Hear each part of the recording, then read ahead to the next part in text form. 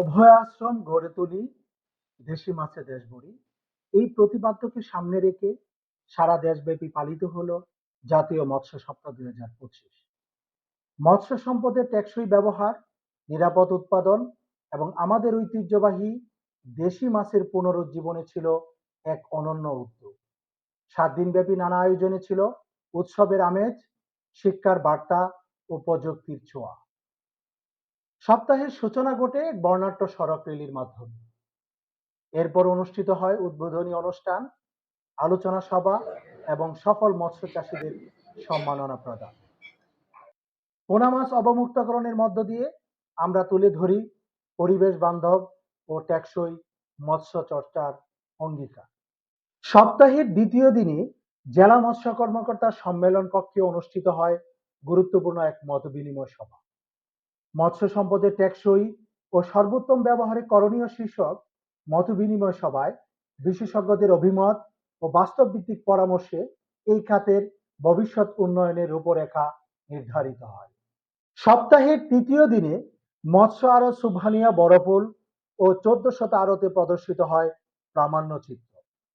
জীবন ঘনিষ্ঠ এই চিত্রগুলোতে ফুটে ওঠে জেলেদের জীবন, মৎস্য খাতের সম্ভাবনা ও বাস্তবতা। উদ্দীপিত হয় সকল শ্রেণীর মানুষ। সপ্তাহের চতুর্থ দিনে জেলা মৎস্য কর্মকর্তা দপ্তরে আয়োজন করা হয় জ্ঞানভিত্তিক কুইজ প্রতিযোগিতা। অন্যদিকে আরজত আতরজান উচ্চ বিদ্যালয় মাঠে বসে ঐতিহ্যবাহী মাটির হাড়িভাঙ্গা খেলার জমজমাট আসর। গ্রামীণ ঐতিহ্য ও সংস্কৃতির এক অপূর্ব সমন্বয়। সপ্তাহের পঞ্চম দিনে তরুণদের নিয়ে অনুষ্ঠিত হয় এক প্রাণবন্ত মতবিনিময় সভা।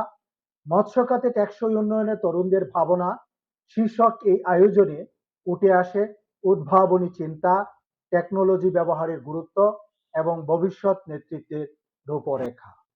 সপ্তাহের ষষ্ঠ দিনে সিনিয়র উপজেলা মৎস্য কর্মকর্তার দপ্তর কিশোরগঞ্জ সদর কিশোরগঞ্জের ব্যবস্থাপনায় পুকুর ও জলাশয়ের পানির ভৌত ও রাসায়নিক গুণাগুণ পরীক্ষা করা হয়।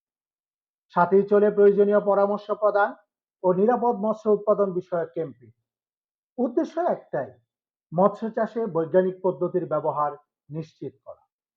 সপ্তাহের সর্বশেষ দিনে আমরা উপনীত হয়েছি এক বর্ণাঢ্য সমাপনী অনুষ্ঠান। সপ্তাহ জুড়ে ছিল জ্ঞান, প্রযুক্তি, সংস্কৃতি এবং সচেতনতার এক অসাধারণ মিলন মেলা। আমরা শপথ নিই নিরাপদ, টেকসই ও প্রযুক্তি নির্ভর মৎস্য উৎপাদনে একসাথে এগিয়ে যাব। আমরা গড়ে তুলব অভয়াশ্রম, আর সেই অভয়াশ্রম থেকে ছড়িয়ে পড়বে দেশি মাছের সুবাস মাতৃভূমি বাংলাদেশের প্রতিটি কোনায় কোনায়। ইনশাআল্লাহ আমাদের দেশ হবে দেশি মাছে পরিপূর্ণ। সকলকে অসংখ্য ধন্যবাদ।